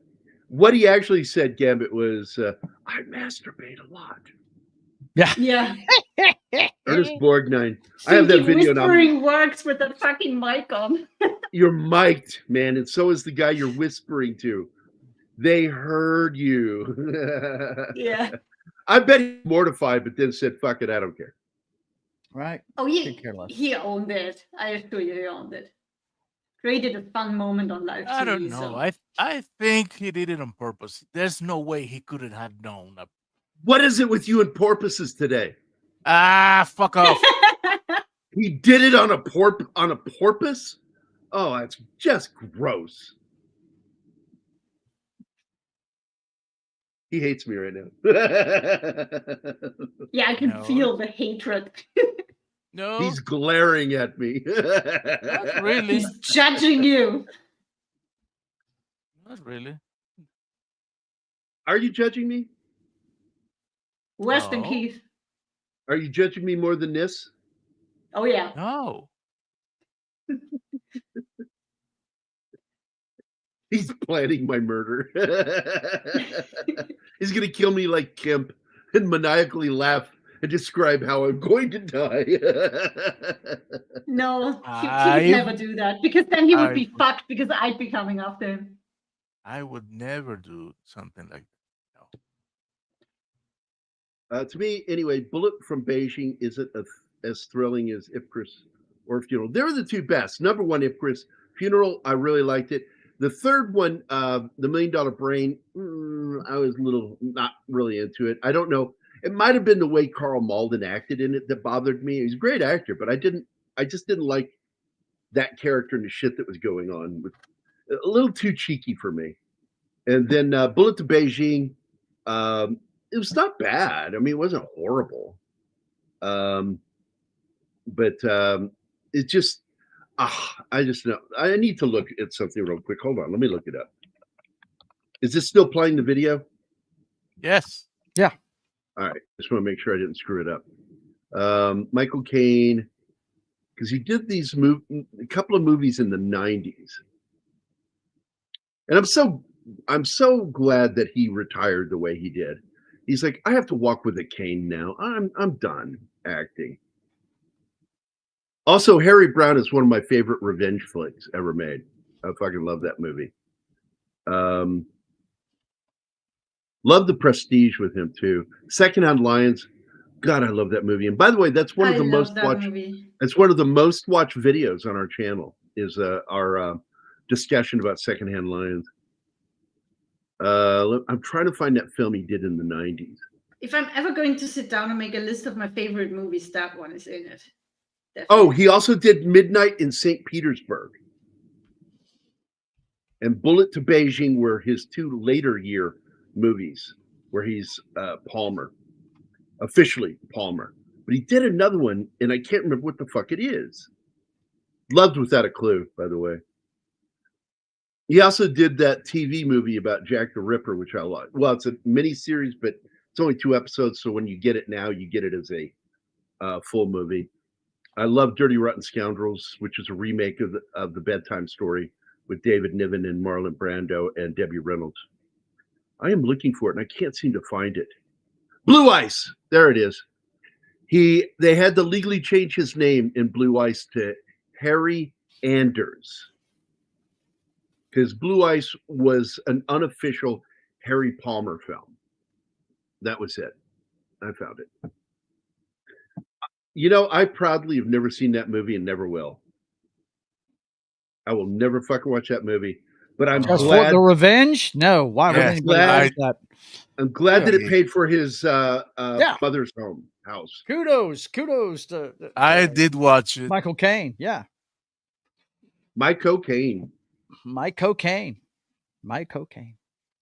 you were saying something. Yeah, He I said he did did watch watch Jaws 4. I didn't know what I was getting into. I knew it from the trailer, and I'm like, yeah, I'm not going to want to watch this film. I love Michael the Caine. minute they said the shark was following the family around the world, I was like, come on. Right. It's a shark. It's not. I didn't know about any of that. I might believe it was a dolphin. They at least have that kind of intelligence where they might try and do something like that. But come on, a shark? Give me a break. Let's see. Hold on. Look at what Reed brought this film up, which is a good one to mention. Oh, you clicked on something else before, right when I did. God damn it! Stop moving. Reed by Nature brought up this film. It's not you. It's the feed is moving upward. Muppet Christmas Carol is a film that I watched and didn't like, but it's not because I don't love the Muppets or that I don't love Michael Caine. I didn't like it because I love the Christmas Carol more, and I didn't like that. So that's what drew you and Anima together.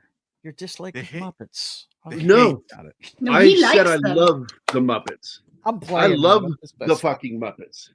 I know you do. I'm just messing. And just like that, Joe got kicked. Joe had to go away. Bye, Joe. So, let's see. What is this? Yes, I've seen it roaring. And it was so fucking stupid to me that I refused to watch it. And that was why I didn't want to watch it. Plus the stupidity of it's supposed to be the mother shark following, you killed my husband and my baby. I'm coming to kill you. Whatever. Fuck off. There's an extended version of Muppet Christmas Carol, which includes the song When Love Is Gone, which was only used in the VHS release, not the end credits. Oh, that's interesting. The Psychic Connection went over my head as a kid. Had contributed to the scripts of both Dracula and Frankenstein, based mostly on Wiley's The Murder Invisible. Their outline included plot elements such as the invisible octopus. Yeah, in fact, we're going to do all sorts of shit that involved invisible animals. The octopus was one of them. And the museum explodes in that one too. We recently had a movie called The Invisible Velociraptor. What? We're going to save so much money on making a creature, whatever. Jaws 3. Jaws 3 I saw in the theaters in 3D. I was so annoyed at it that I decided to just ignore the movie and make out with the girl I was with. And, why not? I mean, silliness. I mean, a young Dennis Quaid before we knew who he was, I can't remember who the girl was. She was. I loved Simon McCorkindale, and I got mad when he died in the movie. Yeah, he was my favorite character. I didn't have a problem with the concept of Jaws 3. No. That a shark gets trapped in the water in there, finds a way in through a pipeline. I thought that was interesting. Yeah. what I had a problem with is the visual effects were horrible. They were. And I thought some of the dialogue was just not very well written. Let him know, Louis though. Gossett Jr. was really good in the film. Hi, Meth. Yeah, Gossett Jr. was good. Mephisto, the friggin'. But you got to remember, the technology wasn't what it is today with 3D either. It was that goofy blue red tinted glass thing, and just the blue red, and on top of that, just the moments they chose to shoot with the 3D was just so fucking annoying. It was bad. But anyway, I wanted to point out some of the unsung actors that are in this film. Two of them in particular. One is Dwight Fry, who's best known for playing Renfield in Dracula, and directed by Todd Browning. And he was also in Frankenstein by James Whale, playing Igor. And in this film, he's a reporter. And the guy on the telephone calling to talk about to complain about the Invisible Man, that was none other than John Carradine in one of his early roles. And he's tilted his head at an angle to where you couldn't really see his face. What you saw was his hat and his fucking mustache. And so, but the voice is so distinct. And Animal will tell you, I was watching going, that's John Carradine. I know that voice anywhere. So I went and looked it up and went, yep, uncredited cameo. So I thought that was cool. Two people in that movie from other horror films. And he would be in the fourth Invisible Man film as the scientist, not the Invisible Man. And sadly, Vincent Price only played the character of Griffin once. And it was a different kind of Griffin. This one is like a relative, and he is framed for murder. And so he asked this scientist to help him, like his dad, make him invisible. Or grandfather, whatever the fucking character was. Unmitigated failure. Yeah, Jaws 3, flop. And Jaws 4 did the same thing. It tanked. And that ended. Thank God, any more Jaws films. Yeah. Should have ended sooner. I mean, the second one was okay. But really, there's only one Jaws movie, man. All four films involve the Brody family. Yep, every last one of them. I think Dennis Quaid plays the son, doesn't he? Yes. All grown up. Yeah. Well, there are two boys. They work together at the Marine Land SeaWorld place. That's right. Where the shark gets in. And Quaid plays the older boy. And then in the fourth film, she comes back, mom. And trying to remember, the kid that was in Last Starfighter was her son. So I think he's, again, the Quaid character, I think. He's either the younger son or the Quaid character. Okay. It had no bite. Look, I enjoyed Jaws too. I thought it was good. Yeah, it was decent. I saw. My dad took me to see it the afternoon after I had to get my ear worked on. I used to get vicious ear infections, man, and they pulled this thing out of my ear. It was like I don't know what they said it was, but it had been really painful. Plug. To make it. No, it wasn't a bug. No, plug. Plug. Like, yeah. Because I had a wax plug build Yeah. up, and the doctor had to go with one of those little. It looks like an inoculating loop, and he It had was to go like in my there, ear were trying twist to it. kill me when I was a kid. Yeah, but just as a treat, he took me to go see. He knew I wanted to see it, and he took me to the theater that afternoon because he was already off work, right? And we had a couple hours, so he took me to go see it. It was cool. I got to go look up something real quick. But again, for you guys that like the Harry Palmer films, the other Harry Palmer film that had to have its name legally changed was Blue Ice. And what I really like about that film is the fact that a close friend of mine is in the movie. Sean Young, which we call her Mary. Anybody who knows her personally calls her Mary. But you had Ian Holm in that movie. Alan Armstrong was in it. Most people probably remember him for being in that fantasy movie that came out in the 80s. Liam Neeson's in it too. Krull. Yeah. Because he was in that one. But you had Sir Ian Holm in this too. And in fact, he plays a knighted character named Sir Hector. Blue Ice was supposed to be a Harry Palmer film, and then at last minute was changed. And a former British Secret Service agent named Harry falls for an American woman and becomes entangled in a web of espionage. And it's a fun movie. I liked it. It's not great. I mean, it only has a 5.2 on IMDb, but goddamn it, it's got fucking Michael Caine as a version of Harry Palmer. A lot of people don't know this, that Paul Newman wanted to play his character from 2 previous films. The detective. He was the detective, famous detective. It was based on a novel, and they couldn't get the rights to it. So it's still written as that character. He just has a different name. And that movie's called Twilight, not to be mistaken with the fucking sparkly vampire movies. James Garner's in it. James Garner's in it. What is her name? The female protest actress that it was always protesting all the time. Really pretty, but really annoying to listen to. She's still doing shit. I'll go look at it real quick. Idea. Yeah, with that. Was Sarandon. I didn't even need to look it up. It came into my head. Susan Sarandon. Susan Sarandon. And she's in the movie with Newman and James Garner. It's a good film. It's about all the characters are aging characters. Gene Hackman's in it too, and I think he ends up being the murder victim in the movie. One of the few women that kept the name of her ex when she got divorced from him.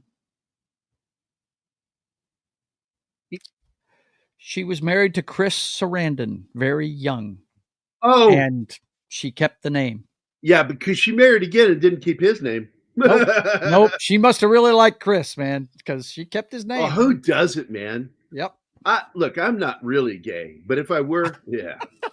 Right. Chris Sarandon. That dude's so drop dead sexy and funny. I fucking love that guy. What a good actor. Dude, how many generations are like that guy? I've got a picture over him here from Dog Day Afternoon from the 70s. From the 70s. Bright Night in the 80s. And my daughter loves him because he's the voice of Jack in The Nightmare Before Christmas. Yeah, my God, and then you go all the way into 2000s and the guy fucking plays a driver who gets killed by the vampire in the remake of Fright Night, which was a horrible movie. Yeah. But I love that he did that. Princess Bride's another one. The guy's awesome, man. He oh really my is. God, yeah, as Humperdinck. Humperdinck, yeah. Prince Humperdinck. Who else can play both the vampire and Prince Humperdinck? Nobody but Chris Sarandon. Nobody but Chris So I'm telling you, right. I don't swing that way, but if I did, I would have been in his, what do they call that, corral? I would have been in some corral. of his mannerisms, though, man. I mean, one of my favorite moments in Fright Night is in the middle of that dance floor, and he's dancing with the chick, and Charlie tries to confront him, and he basically puts him on the ground, and he looks at him, he's kind of giggling. He goes, "I don't want to kill you, Charlie. But I want you to come see me tomorrow night." Yeah, I want to make you suffer. You've annoyed me. Just you and your friends, because you have pissed me off. But when he looks at him and says, "I don't want to kill you," and he's almost giggling about it, you know what I mean? Yeah, like you're not worth my time. D. Bud Martin, Gary isn't really gay. I always joke, I'm a straight man trapped in a gay man's says body. that is fake news. Yeah. The Hunger, I still haven't seen that movie. Love the director. I love David Bowie. Never seen the movie. I saw one episode of the series and I'm like, I'm out. Let's see. He also, Child's Play, he's the cop. That's right, man. I love that movie. Now, there is a description of how they did this scene. And the guy that is on the special feature DVD says it in a way that's kind of confusing. The way they did this is actually the ground there is up off the ground. And there's a guy underneath there. And I believe it was just one person. And their job was to they had flush wood footprints, and the snow was laid over it, and then he would one by one pull the string, pull it down to where it would fall into a slot, so the snow didn't just fall out. The snow dropped, and it made it look like somebody's really walking it. And I thought, the first time I saw it, I always thought it was animated. And I'm like, how did they do that? Some guy suspended on a crane, making each footprint, and then they would photograph it. And we had debates about this in elementary school. I remember David Gray, Jim Woodward, Mike Beatty, Bennett Sumner, and I, and Mike Vida. Mike Vida was there too, debating how they did the footsteps in this movie. A movie that came out 30 years before. We were still talking about it when I was in elementary school. Crazy. But I love the way they did this. It's really cool the way they pulled it off. The way you see the body, the feet stumble, and then you see the collapse of the body into the snow. I'm like, man, really cool. That's fucking great stuff right there. And everybody was amazed by this film. They really were. It was the talk of the town how they pulled off some of the visuals in this movie. Own independent studio, Flory. Wait, are you talking up here? Okay, you're. I got to go back up here. Unwilling to wait while Flory worked out the script and the film's technical difficulties, Universal made The Old Dark House, which I fucking love that movie. We need to do that one because that's a classic. I can do that one on like Creature Feature on Saturdays. Isn't that the second time he's mentioned that one today? I think so. Yes, Bye, it Penny. is. Bye, Penny. See you later. Hasta.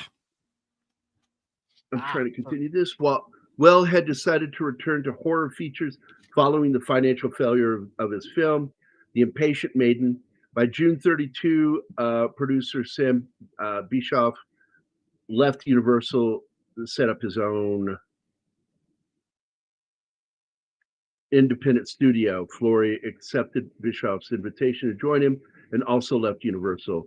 By June, John L. Balderston, whose name had appeared in the credits of Dracula, I think Arthur Edison and John Mescal photographed this film.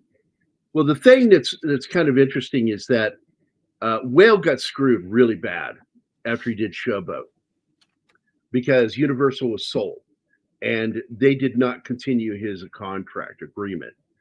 Under new ownership, you can fucking do that, renege on contracts under new management. And that's what they did. And his career was dead. He hardly did anything else. And he couldn't do the independent thing, but I don't know why he didn't go with them. I wonder if they had a problem with him. Maybe there's no invitation for him to join them. This is an amazing way they did this because he had to lay there and they had to do plaster on his face to create that skull look. And it was really difficult for him because of his war trauma. You go into that. He must have felt so claustrophobic. Well, that's what happens to so many people. They feel claustrophobic. And I was so glad when I did that with Craig, I made that mold of his face, that he was fine with it. He was like, yeah. When he ripped his eyelashes off, you mean that? Yeah, he was, well, if you'd let me finish, it would be great. I would have got a joke in there. I said he was good with it all the way up until I pulled out his eyebrows and eyelashes. No! And then he went total Steve No, Carell. he really didn't get mad at me. He did not get mad at me. And he didn't go 40-year-old virgin on you? He didn't go 40-year-old virgin? Okay. No, he was actually he was in pain. Yeah. It was obvious he was in pain. It turned so bright red and his eyelids were red. And I'm like, because I was saying it as I pulled it off his face. I went, Craig, I am so sorry. And then I just pulled and it brought it off because there was no way of getting it off other than breaking it. And I could have injured him even worse doing that. Right? Come on, man. Because I would have had to have used a regular hammer to smash it. And I'm like, right. I could just see me fucking him being bruised through the plaster. Right. I'm like, I can't do that. Oh, I thought of Kelly Clarkson. Everything. I even thought about trying to put my fingers underneath and try to dig my way up. and work it away from his eyes and his eyebrow. Yeah, but you'd already grabbed the hair. It was going to hurt anyway. Yeah, But it was better no, if you I just ran yanked it into off. It was so. It wasn't his whole eyebrow. It wasn't like I pulled all of it off because the Vaseline just wasn't thick enough on certain parts, and that's where it grabbed. It didn't pull out all of his eyelashes and eyebrows, only like little spots. But boy, oh boy, I was so apologetic to him. I'm so sorry. I'm so sorry. I'm so sorry. He goes, "Let me see it though," and he grabbed it and he looked at it. He goes, "This looks great." It was a perfect negative as his face. And it was the first time he'd ever done that. It was my first time doing a plaster casting. And I only knew it because we both read the same book, How to Make Monster Makeup. Yeah. And it was a book that was published, I think, in 72, 73. And this was the Bible, by the way, for Rick Baker. And when I heard that it was his Bible, I'm like going, we read the same book as Rick Baker. I don't know about you, but I used to subscribe to Fangoria back then. That one and well, Fangoria came out later. Yeah. Starlog was the publisher, Terry O'Quinn, the publisher, and he wanted to own all the genres of science fiction and horror, and because they go hand in hand. Yeah, and so he published Fangoria, which was the preeminent horror magazine. And I think they still do an online version, but they do. I was looking into it the other day. I was showing guys, when my brother doesn't show up on Sundays, I'll just do a chat-driven stream, and I brought up a bunch of the Fangoria covers from back in the day. And they they still have an online version of it. Yep. Because I have the link here somewhere. Where did I put it? I'll do a Control F and search. Oh, nope, I got rid of it. Okay, so Fangoria. I think it's fangoria.com, buddy. Issues. It's on their website. You can actually go look. There it is. Magazine archive at Fangoria. Boom, here you go. I will share it with you guys. If you are interested at all, like those of us that grew up in the 70s, I know all of us will be. Yeah. Fangoria issue archive. Cool stuff. Pro V. They had a big issue when The Howling came out. I remember that. It was all over the damn cover. So there you go. And I'm going to put it in our private chat here. Because if you're interested in this, Joe, I think you'll want to go check it out. Oh, I've seen it. Yeah, I've been to the website. I told you. You have? Went there the other day. Martin, are you interested? Because that's all of the, I think it's all issues are available online for them. You can check it out. They don't do it with Starlog, though. No. And I looked on eBay. There was an archive for it. I looked on eBay. Let me look it up real quick. There was one issue of Fangoria that was going for big money on eBay. I can't remember what it was. Let's see. It might have been either the Fly or the Thing, because they did a big write-up on both of those. And they got a lot of behind the scenes. It might have been the Thing. They got a lot of behind-the-scenes access because horror people, knew Fangoria and really wanted to be friends with them because it was marketing. Another one that did it was Army of Darkness. In fact, Fangoria is in the movie. When he opens the trunk, you see the science books, and then there's a Fangoria there. And I think it's even talking about Evil Dead in that issue. So I thought that was funny. That's what I was saying. Starlog had the archive available. And to my knowledge right now, the only way to get it is through a paywall to get to them. And I'm not going to pay some non-Starlog company to get access to the Starlog magazine. So fuck that guy. But they do have a few issues. If you go to archive.org, or is it the internetarchive.org, they have a few of the Starlogs available in PDF format. Because that prick of consulate thought it demoralized their German way of life. Wait, what? Oh, yeah. Fuck that guy. They brought another director in. The movie he's talking about, The Way Back. They brought a second director in to shoot some campy scenes and put it in that movie to turn it into a comedy. And that pissed James Whale off that they did that. And by the way, I'm going to watch this with Anima because Martin, all of us want to do it. A movie called Gods and Monsters, which actually shows you some of the scenes where he's making, like The Bride of Frankenstein. So you have an actor that looks a lot like Boris and Elsa Lanchester. It's really good. And of course, that stars Ian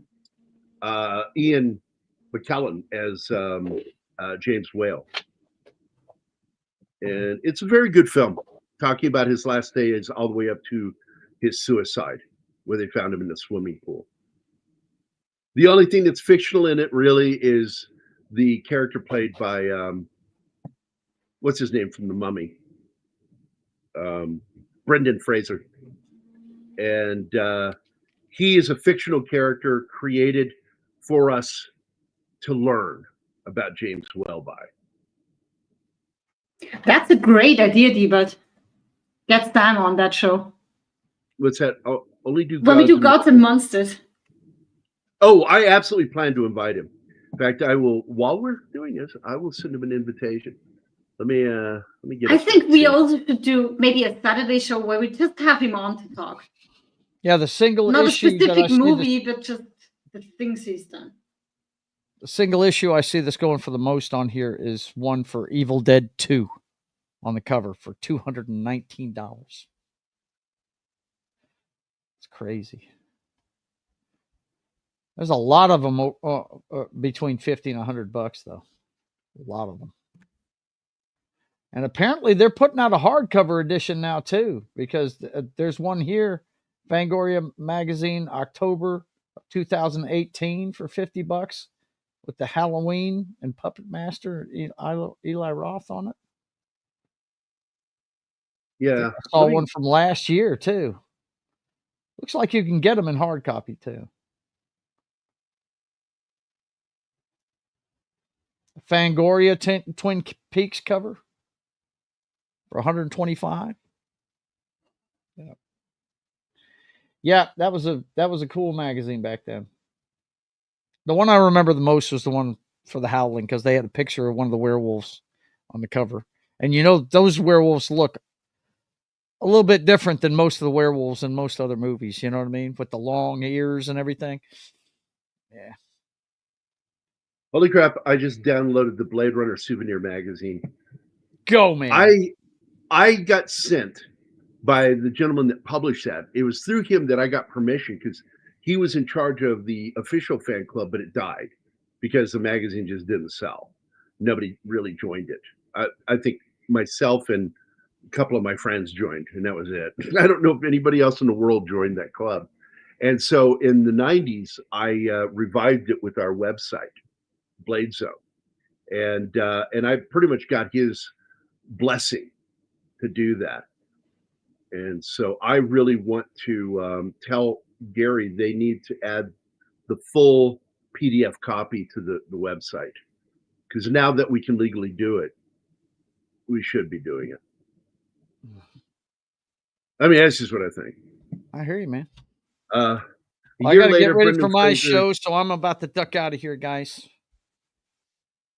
Take care of yourselves. And I love that, by the way. You too, Joe. We'll see you later, buddy. Bye, Joe. Bye, Joe. I'm going to get out of here, too.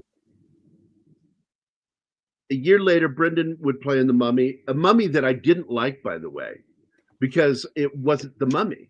It was Indiana Jones. But then it grew on me like mold. It just grows on you.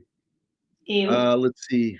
I love the line where the guy who plays, I don't know how to pronounce that name, Thesiger, they not only did her hair, but dressed her. What a couple of queens we are. Oh, that's funny. Oh, hi, Vinkman's girl.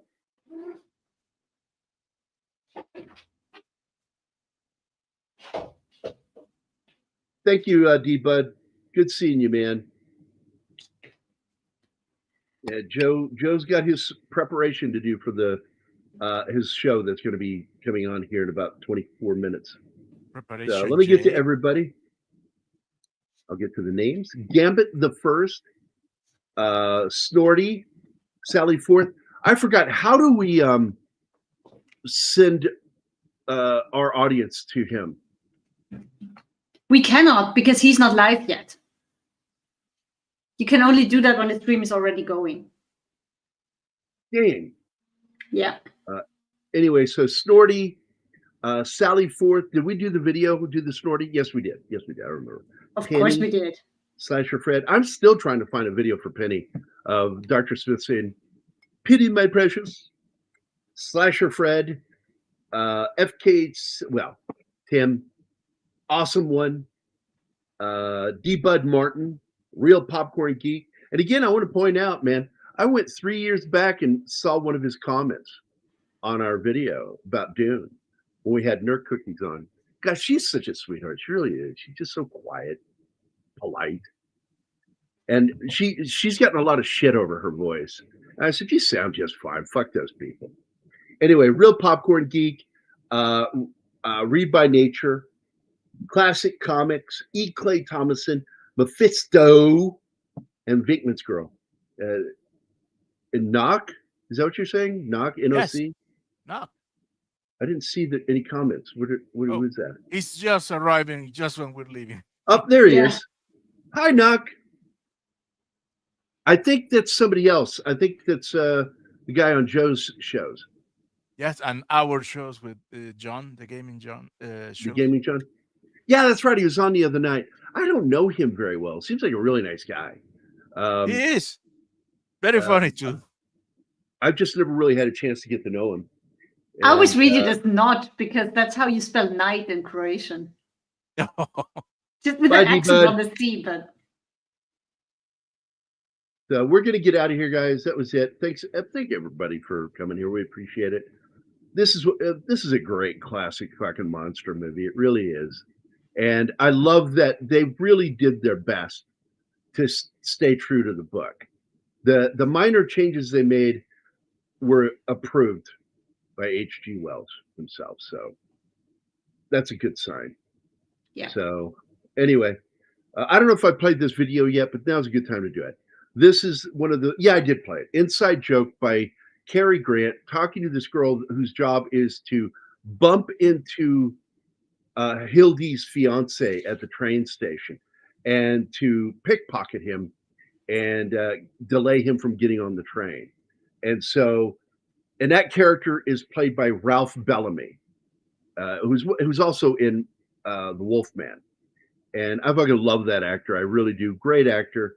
Taxi in front of the criminal courts building. His name is Bruce Baldwin. What does he look like? He looks like that fellow in the movies, Ralph Bellamy. Oh, him? Can you handle it?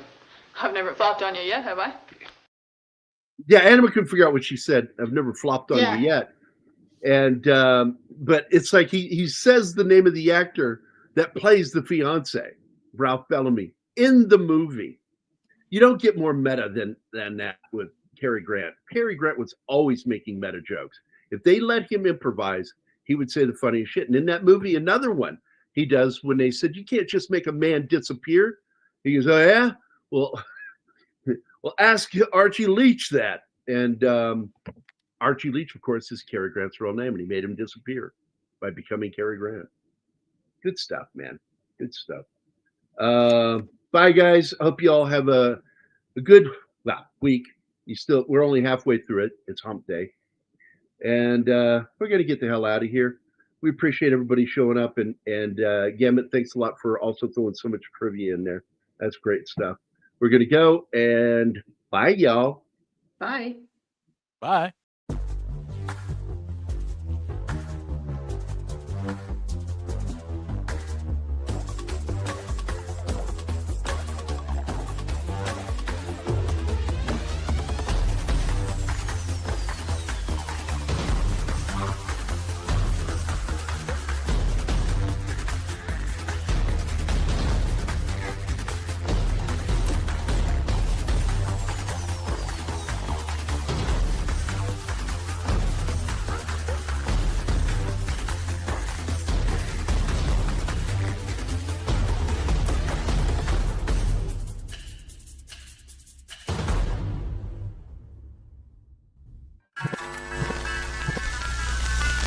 Y'all come back now, you hear?